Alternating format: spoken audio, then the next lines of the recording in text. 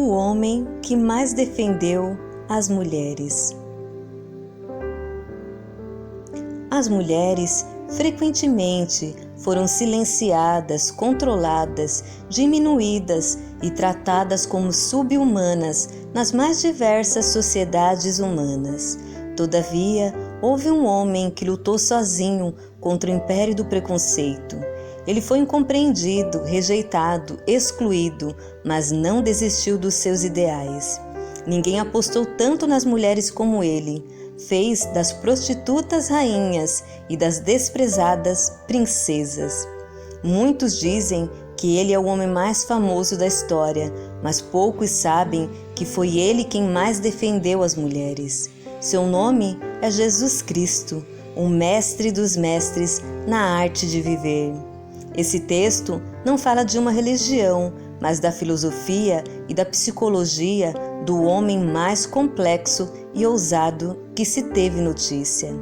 Nos tempos de Jesus, os homens adúlteros não sofriam punição severa. Todavia, a mulher adúltera era arrastada em praça pública, suas vestes rasgadas e com os seios à mostra eram apedrejadas sem piedade. Enquanto sangravam e agonizavam, pediam compaixão, mas ninguém as ouvia.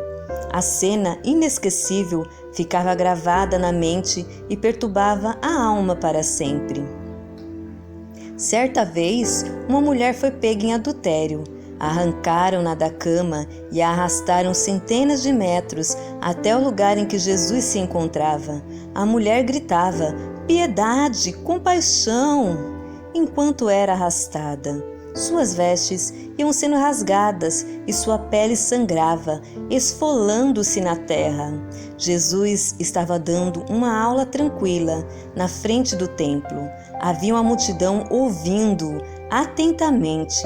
Ele lhes ensinava que cada ser humano tem um inestimável valor, que a arte da tolerância é a força dos fortes, que a capacidade de perdoar está diretamente relacionada à maturidade das pessoas. Suas ideias revolucionaram o pensamento humano, por isso começou a ter muitos inimigos. Na época, os judeus constituíam um povo fascinante, mas havia um pequeno grupo de radicais que passou a odiar as ideias do mestre. Quando trouxeram a mulher adúltera até ele, a intenção era apedrejá-lo juntamente com ela, usá-la como isca para destruí-lo. Ao chegarem com a mulher diante dele, a multidão ficou perplexa, destilando ódio.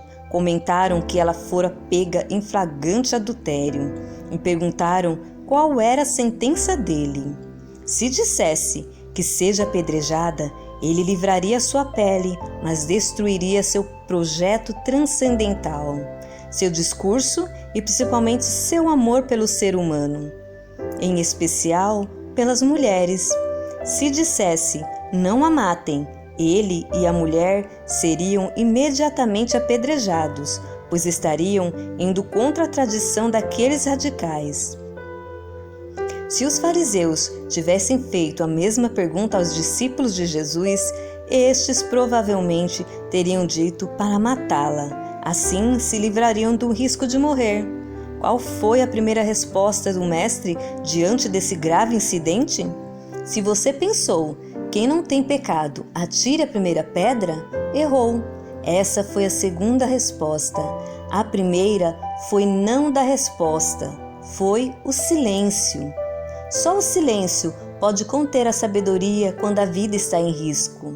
Nos primeiros 30 segundos de tensão, cometemos os maiores erros de nossas vidas.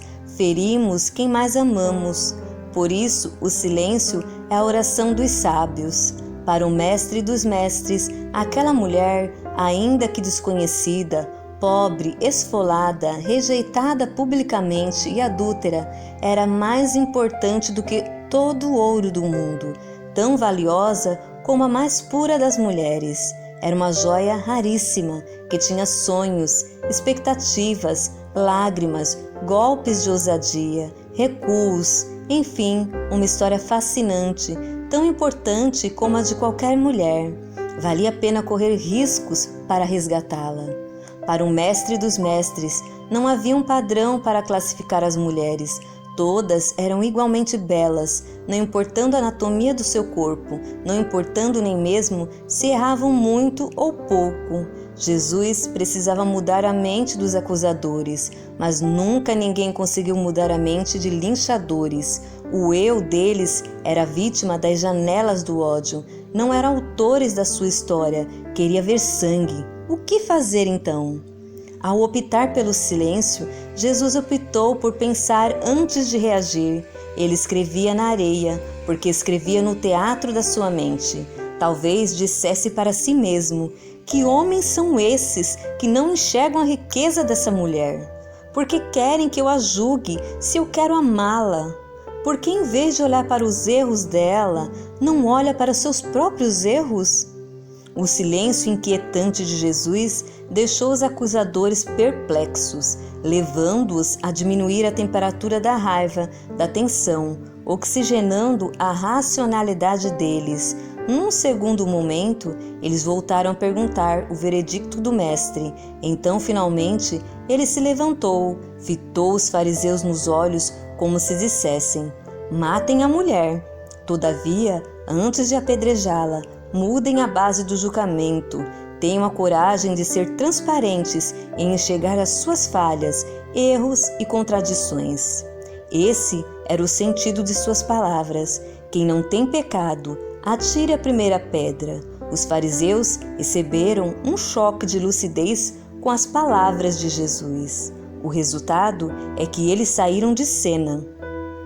Os mais velhos saíram primeiro, porque tinham acumulado mais falhas ao longo da vida ou porque eram mais conscientes delas. Jesus olhou para a mulher e fez uma delicada pergunta: mulher, onde estão os teus acusadores? O que ele quis dizer com essa pergunta é por que a fez. Em primeiro lugar, ele chamou a adúltera de mulher. Deu-lhe o status mais nobre, o de um ser humano. Ele não perguntou com quantos homens ela dormira. Para o mestre dos mestres, a pessoa que erra é mais importante do que seus erros. Aquela mulher não era uma pecadora, mas um ser humano maravilhoso. Em segundo lugar, perguntou: onde estão os seus acusadores? Ninguém a acusou? Ela respondeu: ninguém. Ele reagiu: nem eu. Talvez ele fosse a única pessoa que tivesse condições de julgá-la, mas não o fez. O homem que mais defendeu as mulheres não a julgou, mas compreendeu. Não a excluiu, mas a abraçou.